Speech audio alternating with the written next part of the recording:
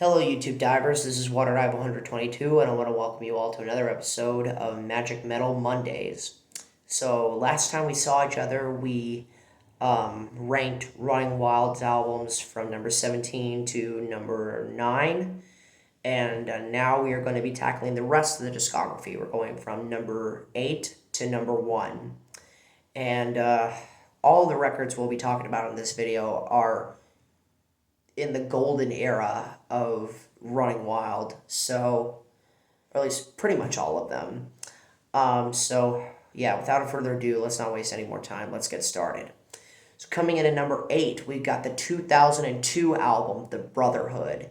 This is, in my opinion, Running Wild's best modern album. There are a lot of catchy, hooky songs on this record. Welcome to Hell is another live staple of theirs. Crossfire is a great song. Siberian Winter is a killer instrumental track. Detonator is a fun song. Unation is very good. The title track as well. And then the 10.5-minute epic off of this album, The Ghost. Great stuff. But my favorite song on the record has to go to Soul Strippers. He's probably one of the best riffs that Rolf Kasperik has ever delivered. Seriously, just a very hard, heavy riff, but at the same time, it's also very catchy and anthemic. It's just everything you could ever want within a Running Wild song. Seriously, just a great song. Probably my favorite song from this era, if I'm being totally honest. Love this track.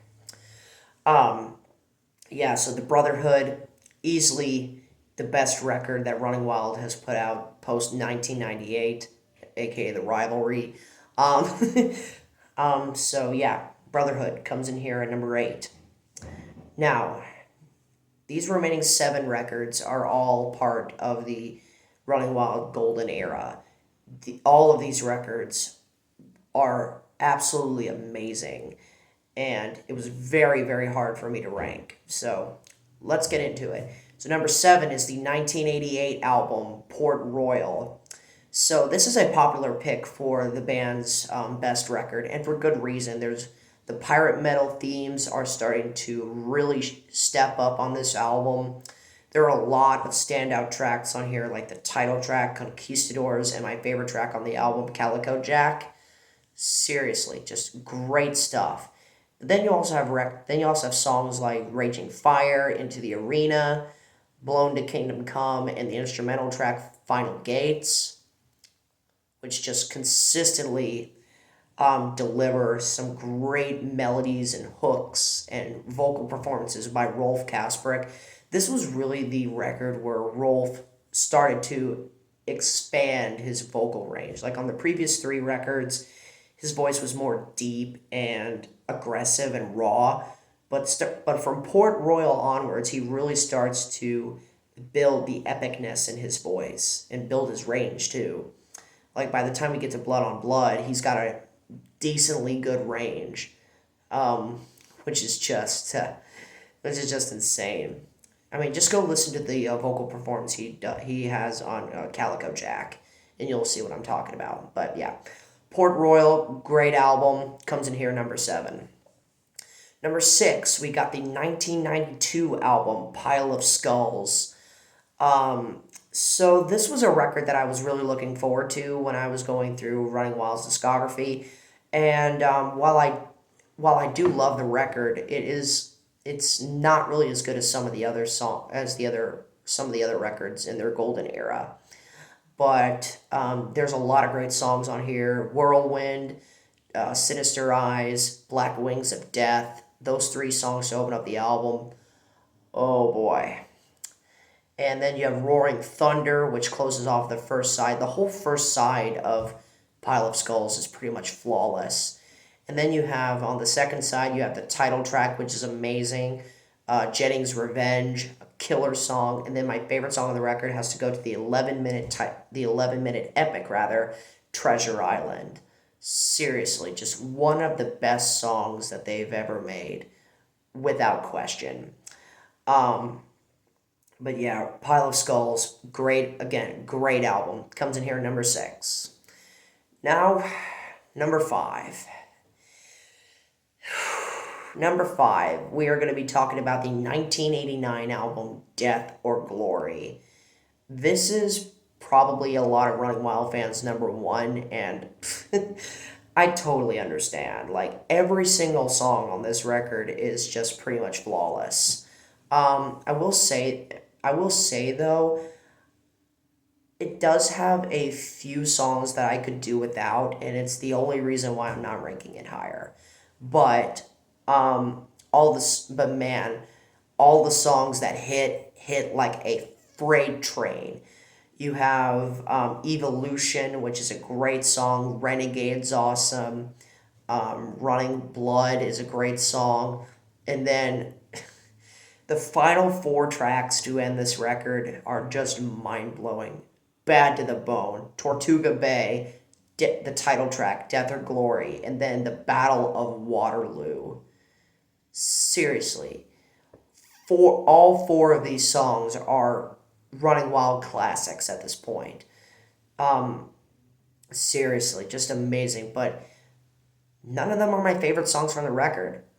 That title belongs to Riding the Storm, the opening track. Wowzers, what an absolutely epic song this is. Um, it's no secret why many Running Wild fans worship this song. It is just on another level. Riding the Storm has to be my favorite song on the record. So there's that. So number 5, Death or Glory. Absolutely love this record. All right, now number 4, we're going to be talking about the 1987 album Under Jolly Roger. So this was the first record where the band started employing pirate themes into their lyrics and into their stage setup. And wow, wow, what a record this is. This is another very popular pick for being the band's best record. It's not hard to see why. You have Raw Ride, Beggar's Night, Raise Your Fist, Land of Ice, Diamonds of the Black Chest, and then my favorite song on here, probably the most well-known song from Running Wild, the title track, Under Jolly Roger. Literally, when I first heard this, going into this discography list, I never heard anything from Running Wild. But then when I heard that song, I was like, I've heard that song before, somewhere. Yeah, Under Jolly Roger, masterpiece of a song, masterpiece of a record, comes in here at number 4. Now, these last 3 records are, without question, their best albums. Death or Glory and Under Jolly Roger were very, very close, but at the end of the day, these are the 3 best Running Wild records in my opinion. So let's go ahead and get into it. So number 3, we got the 1995 album Masquerade. I absolutely adore this record. Every single song on this album is just top notch. This was the first album to begin the good versus evil theme that they would carry on from Masquerade, the rivalry, and victory. And without question, Masquerade is the best album from this trilogy. You can literally fight with me about that if you're like if you're a fan of like the rivalry or victory. But without question, Masquerade is easily the best album of this trilogy.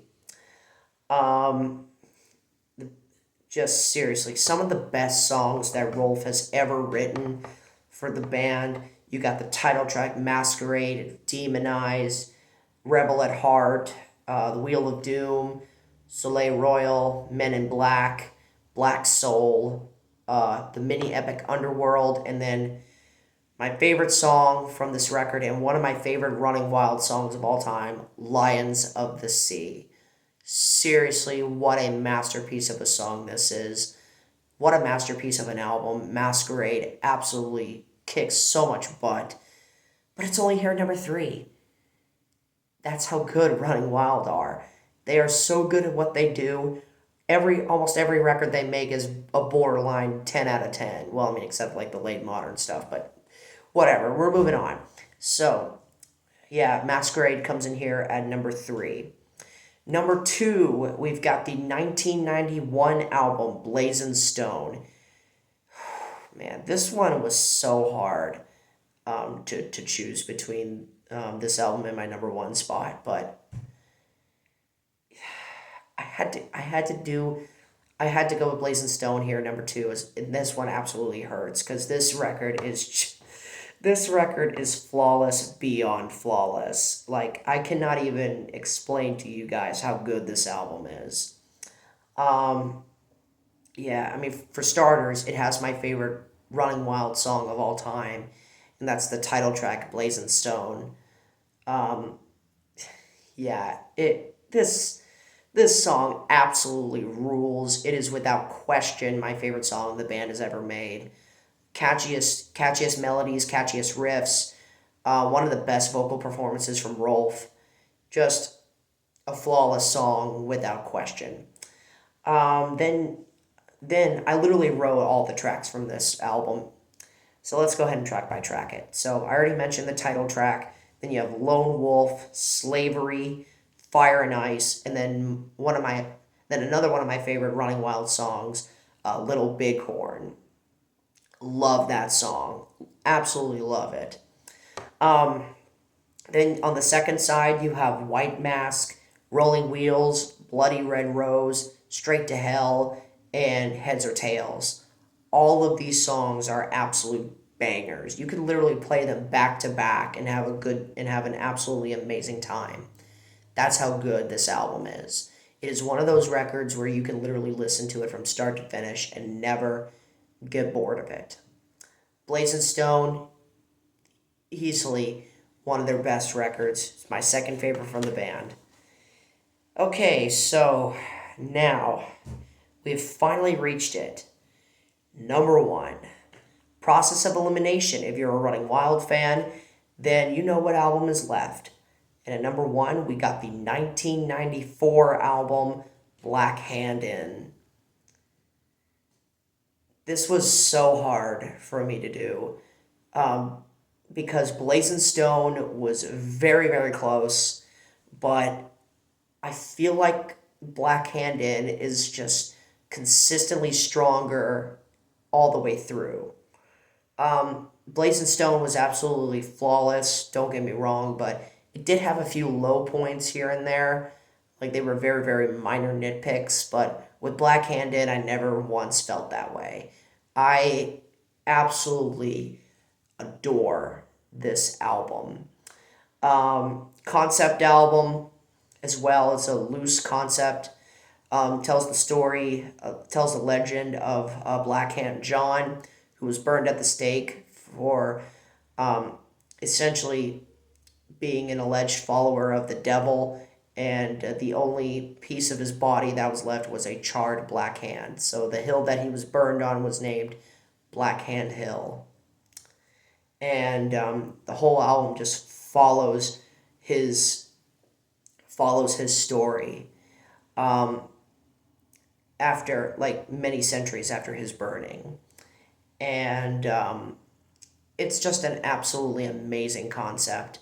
And I love every single song on here. Like with Blazing Stone, I also wrote down every single song from this record, so bear with me. So we got the opening track, The Curse, which is sort of like an intro track. It has some narration at the very beginning, and then it just spills into the next song, which is the title track, Black Hand In. Absolutely love this song. Then Mr. Deadhead follows that up. Again, another one of my favorite tracks from the band. Soulless is a great track. The Privateer, another pretty well-known song within Running Wild's catalog. Then you have my favorite track on the record, which is Fight the Fire of Hate. If the title track from Blazing Stone wasn't my favorite song from the band, this one definitely would be. Fight the Fire of Hate is without question the catchiest song they've ever done, and probably the most memorable song they've ever done. But then you get onto the second side of Black Hand In with the Phantom of Black Hand Hill, which is absolutely phenomenal. Free Wind Rider is another one of my favorite tracks from the band. Then you have Powder and Iron, which is great. The Dragon Man. And then the epic of all epics, probably the best epic from Running Wild, Genesis, The Making and the Fall of Man. A 15.5 minute opus. What a song. Just what a song. Black Hand In is an absolute masterpiece of a record. This album absolutely rules. This band absolutely rules. Running Wild, probably one of my favorite bands now. Like, I'm being dead serious. These guys are just so good at what they do. So, with that said, Black Hand In comes in here at number 1. All right, so with that said, that concludes my Running Wild album rankings.